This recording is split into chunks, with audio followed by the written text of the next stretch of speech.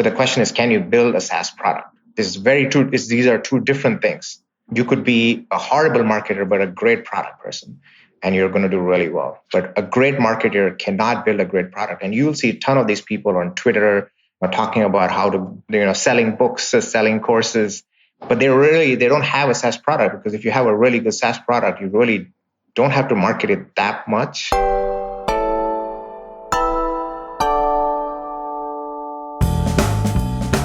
Hello and welcome to another episode of the Confessions of a B2B Marketer podcast. Today, we're joined by a very special guest in your not typical podcast SaaS interview. We're joined by Vineet Devaiah, who we actually met during the AppSumo launch of bCast. He was interested in the product because his product was also on AppSumo at the time.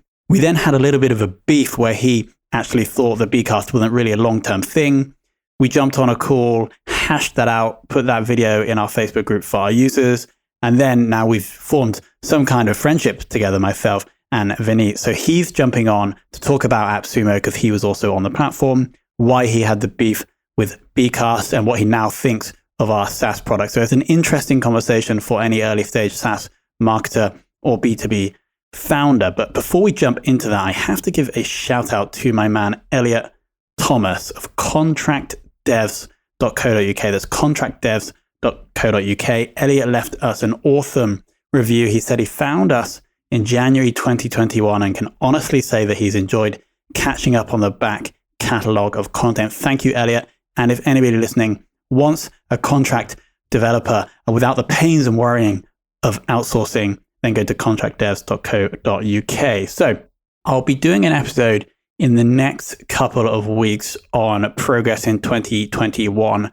for Fame the Agency and for bCast, the podcast hosting SaaS. So I won't talk about that now, but things are progressing slowly. I'll update on all the numbers, etc. in that episode. But for now, let's jump into that conversation with Vineet. And again, I think it's not your typical entrepreneur interview. We jump into some topics ranging from is it worth going on AppSumo, how he's growing and built his SaaS product, teleport.me, and also what he thinks of bCast. So let's jump into that now.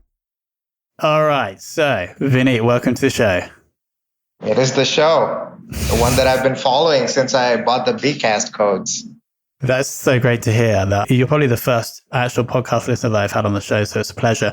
Before we jump into, so we're going to jump into AppSumo in general, but also your beef that you had with me and bCast, so we'll talk about that. And we'll also talk about you and your business. But before we do that, can we just give the audience a bit of context for who you are, what you do, and why they should listen to you? Sure. I'm Vineet Devaiah, CEO and founder of a company called teleportme.com. I've been building this company for about 10 years now. I've gone through pretty much every phase of building the company, from raising seed capital to raising a Series A to giving back money to investors to buying out investors to getting profitable to building a consumer app, then moving from consumer to ads to SaaS to getting nonprofit NGO money. So basically done it all. And then finally went down to the lowest lows, the AppSumo. I'm just kidding.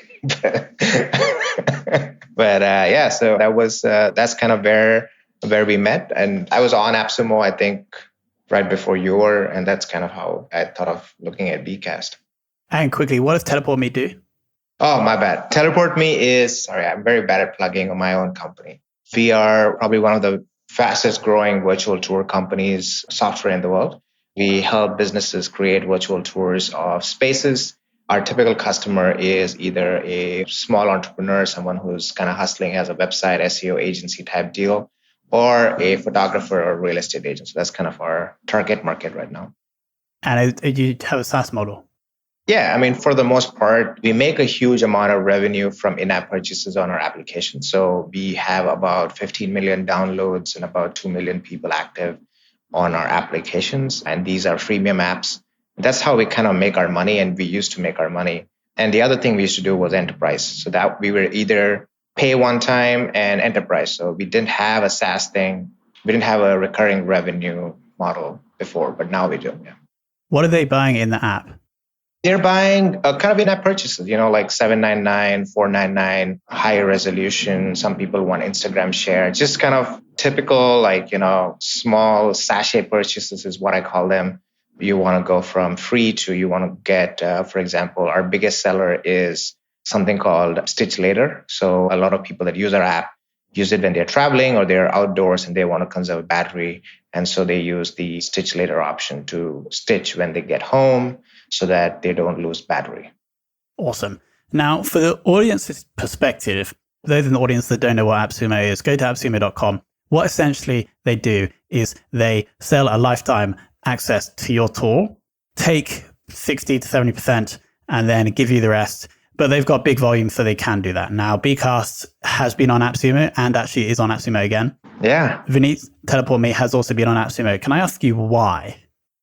So for me, it was the pandemic, right? So we had a steady stream of customers that found us on SEO or, again, through our apps and kind of upgraded to the professional plan, the business plan, enterprise plan. But because of the pandemic, suddenly there was a massive demand for virtual tours. And as an experiment, we decided to try different distribution mechanisms. And so we tried AppSumo Marketplace, which is very different from the program that you got into. And so that we tried Marketplace and we were the fastest selling product on Marketplace. And because of that, even before I think we went live. So Marketplace has a couple of stages where you're first a private link and then you become public. They sent us an offer to go to the main place. And so that's why we did AppSumo. It was mostly just an experiment. And then it kind of took on the interest in the product because of the pandemic kind of blew it apart. And so you didn't do the main offer? We did the main offer. So we went from Marketplace to main offer. But we got into Marketplace in September, and then we did the main offer. So we were not very interested in doing the main offer because AppSumo takes a huge chunk of your revenue. But then they gave us some good deal. They gave us a good deal in terms of percentage cut. I think I haven't heard a percentage cut that's as high as ours. And they also told us that we can get on the Black Friday train. So amazing. Can you share other numbers from the deal, whether it's like growth revenue, total number of codes sold? Yeah, I think in total number of codes, so we sold about 2,500 codes. And each code is $79. You can do the math from there. Awesome. And so one of the core reasons, in my opinion, of doing AppSumo is the other benefits apart from just the cash. Yep. What for you guys were those other benefits? I think SEO is a huge benefit. AppSumo has great domain authority. So getting a significant link there and getting a lot of traffic go to the link and then go from their link to our link is, in my opinion, initially the only reason that was important for us for AppSumo is kind of the SEO stuff. But we saw a lot more other opportunities because we have never had these kind of customers, right? So our customers will just buy and they use it. And if and only if there is an issue, which if you do good software, they never show up, which was our case. Our customers almost never sent us support requests. And so we had a great product. So even when we did AppSumo, if you go look at our deal page, we have 39 5 stars out of 40. And none of them incentivized like a lot of AppSumo deals are. And so for us, the support was not really a problem. We had a good software. We knew it. So these customers are kind of like champions. If they really like your product, they'll talk about it, they'll share it, they'll evangelize it. And we never had that before. We had customers that liked us and they used it because it solved their problem. So we got that from AppSumo, which is a lot of evangelists, I guess. Awesome. Looking at the downside, for me, there's two clear downsides. One is that you have users, both downsides stem from the fact that you have users to serve for the rest of their life. First question is, do you have an understanding of how much extra additional server cost these users are costing you? And then second, my other point is that if and when you come to sell the business, the acquirer is going to be like, okay, so you have 70,000 users, 3,000 of them you have to support for the rest of their lives, and they're not going to pay you again. Maybe it's different for you because you do like one-off fees. So did you consider that second part as well? The acquisition part? Yeah. No. I mean, for us, acquisition is never on the cards. We could have sold to Google and Facebook like plenty of times. So it was never an option for us. Our biggest issue was sustaining the revenue side of it. And our deal is not like an unlimited deal. I think bCast has kind of like a unlimited, like this, because you have to do it, right? If you're a new product like bCast, you got to like basically give them the world to start off with. So our deal is, from a space perspective, we do $79 per code, and each of that code gives you 3 GB of space. So that was our kind of math around it. And we still sold okay. Most of the customers that we get every customer that we get is a profitable customer. So you mitigated the risk of the server costs by limiting bandwidth or data storage. Right. So because they could never upload more than 3 gigabytes of information, that they're never going to be unprofitable. Yes. Awesome. So overall, would you say that AppSumo is worth it? Overall, I think, yeah. I think we did well, and we were not a new product. So for us, we didn't have that much. I think a lot of people have an issue with like their product going down, not working, bug reports. I don't know what your experience was, but we never had that. People just loved the product. We had some people who couldn't redeem codes for some reason. I don't know why that was happening, but our biggest complaint was maybe out of the 2,500 people that bought it, I think maybe 10 people complained about not being able to redeem codes. Yeah, overall, I would say, yeah, it's a 6 out of 10, 7 out of 10. Nice.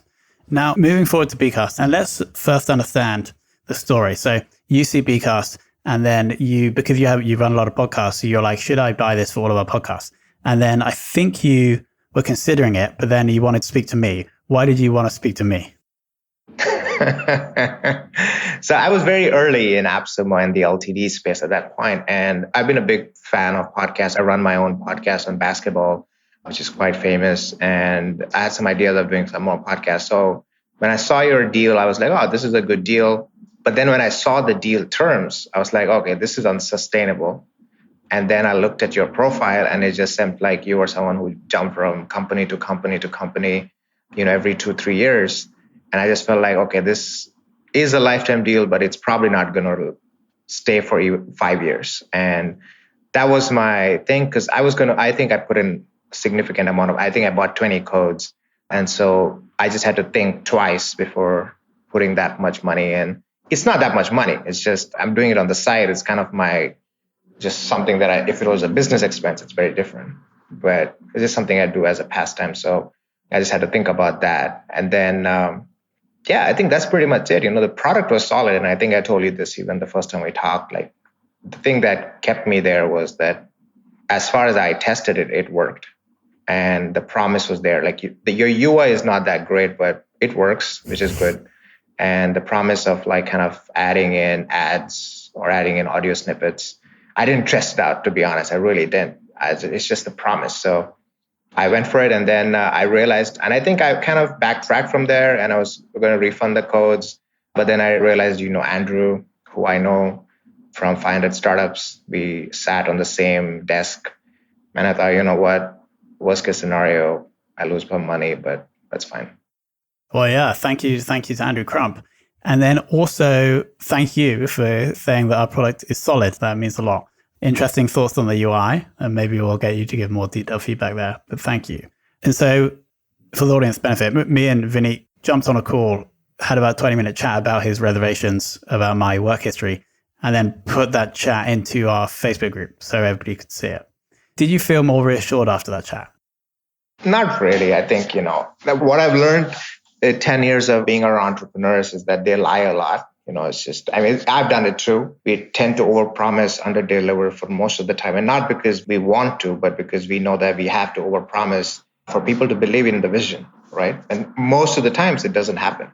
And so I always take it with a grain of salt. But then, being an entrepreneur and an investor and advisor, I just understand that there are certain things a lot of entrepreneurs cannot control. And for me, it was just the fact that I think they were like, and I think we spoke about this before also, that everything that I would see that you had done, like, kind of indicates to what I would call as a marketer-driven product, right? And you run a thing called SaaS Marketer, and you do a good job of it. And I think I really like the podcast, and I really like your community in SaaS Marketer. But the question is, can you build a SaaS product? This is very true. These are two different things, right? You could be a horrible marketer, but a great product person. and you're going to do really well. But a great marketer cannot build a great product. And you'll see a ton of these people on Twitter are talking about how to, selling books, selling courses, but they don't have a SaaS product, because if you have a really good SaaS product, you really don't have to market it that much. So I think that's where I had the reservations, which is like, can he build a product that follows the marketing, right? Because you're good at marketing, you know how to do it, you're kind of also running this as an experiment. Every day you're kind of talking about how you're building it, you're talking about the business. And then I realized that you have a co-founder, but he's not very out there. So I think maybe like talking about him a little bit more would really help, because then okay, there's a tech guy. I don't know if he's part-time or full-time, but I think he's part-time. But at least there's somebody who knows and who's going to take care of the tech stack, because you have promised, unlimited bandwidth. I don't know. I don't remember the deal terms, but yeah, so that's kind of it. I mean, there's nothing to do with you. It's nothing to do with Tom. It's just, and I think you know what I'm talking about. There are certain people, you see their profile, you see what they do, and you're like, kind of tilt your head a little bit. I think it's a very accurate analysis. And I think you're right. I haven't really built a SaaS product before, but I have done a lot of marketing over the past 8 years. And so I think you're right. Like when you go to, and especially in the first year of bCast life, when you go to the site, maybe the marketing was good, etc. And the product wasn't as good as the marketing probably, but that isn't Neil's fault, who's my co-founder. That's more because we're in a competitive market with people that have been doing this for 8 years, just building their product, and they've raised millions.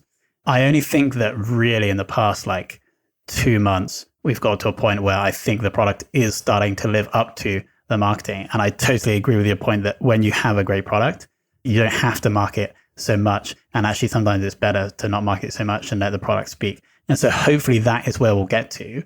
I still wouldn't have done it any other way, though, because when you're bootstrapping like we are, there's no way to get to a great product without spending 2 years building it with 2 developers.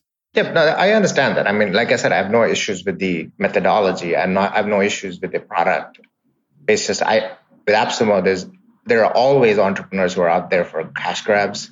And it's a little sad because I'm fine. I'm doing this as a part-time thing, but I've spoken to about 350 people that have bought my deal because I give a 30-minute free session. And most of them are not that rich. I mean, they're kind of, they're all buying this as, it's kind of aspirational for them. And I feel a little bad that they put that money in, it's their hard work, hard-earned money, and there are entrepreneurs that take advantage of it. I just feel, sometimes it doesn't work out, and that's okay. Sometimes the company doesn't work out. It's difficult to start a company. But overall, I think, that was my concern. And like I said, I think knowing Andrew, I just kind of said, okay, if Andrew knows you, then let's go with that. Yeah, some credibility. Amazing. So what does 2021 have in store for Vineet and Teleport Me? Well, I am right now, so I'm going to give a shout out to North Macedonia, which is where I am. I'm here as a part of Startup Macedonia, to mentor companies and help them out in their growth phase. I do 10 hours a week of this while I run my company on the side. I think the company is really well positioned. We're extremely profitable. We're growing. We have a small team now. The market is booming. There's kind of a boom in virtual tours and 360 panoramas and so on and so forth. I have not seen that kind of boom in the last 10 years. So I think it's a good thing. And our SEO kind of sucks. So hopefully 2021 is where we improve our SEO and kind of become the number one. I think we're number 2 or number 3 right now. Hopefully 2021 will make us number 1. That's the goal. The year of SEO. Yeah. So I think that's your plan also. So, every time you share something, it's very relevant to me because I'm also kind of going through that same journey. It's like, okay, how do I build content? How do I find what the right content to build is? Like I said before, we never had to market it because our product was so good. We just had people come and buy. And now our SEO was really, really bad, really bad. And so now we're going to do the SEO and stuff that SaaS companies do. So that's kind of our thing. Yeah, I mean, a lot of my recent posts on SEO have been inspired by a guy called Nick Jordan, who's going to be coming on the show next because they're killing it, basically. And so I'm just modeling on him and also on what Sujan Patel told me to do. So yeah, I'm sharing everything on LinkedIn and I'll be sharing it on this podcast as well with Nick. Vineet, I want to thank you for coming on and being so honest and sharing your startup with me and the audience. I hope we can fulfill your dream for an amazing podcast host that sustains over years, if not decades. And I'm sure we'll continue to go on that journey together. Hey man, it's going to happen. I hope you do. And if not, then, somehow if you can help me out in any way, like this podcast was great. I said, I'm going to buy it if you get me on your podcast. And you're like, all right, fine. So thank you for inviting me. Thank you for inviting me too. I'm excited to see your journey. Amazing. Vineet, thank you so much. All right. Bye, Tom. And thank you so much for listening to that interview. I hope it was eye-opening for you. I hope it was interesting. Of course, if you have any feedback for the show, please go to Apple Podcasts, hit the 4, 5, 3-star mark, and then give us some feedback in the form of that review. It can be constructive, it can be positive, whatever you think. It's extremely valuable for me to understand that so I can improve the show and make these episodes more valuable for you as a B2B marketer. And with that, I want to thank you so much for tuning in. It really is a pleasure to have you join us on the journey for building this SaaS company and for building this agency. It really does make everything worthwhile. I want to thank you so much for giving us your time, and thank you so much for listening.